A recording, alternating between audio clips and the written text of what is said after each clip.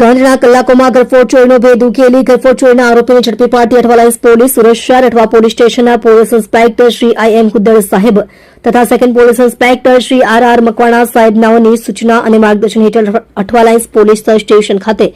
દાખલ થયેલ પાર્ટ એ ગુનો રજિસ્ટર નંબર 2026 ભારતીય ન્યાય સંહિતા 1/2023 ની કલમ 305A 331 2 3 4 મુજબનો ગરફોડનો અનડિટેક્ટેડ ગુનો શોધી કાઢવા સારું surveillance police sub inspector A.R. Mahida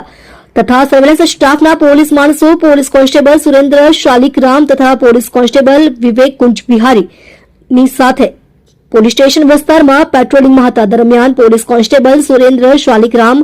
તથા પોલીસ કોન્સ્ટેબલ વિવેક કુંજ બિહારી નાઓને સંયુક્ત બાતમી હકીકત મળેલ કે ઉપરોક્ત ગરફોડનો ગુનાનો આરોપી મોહમ્મદ ઇરફાન ઉર્ફે ડેપો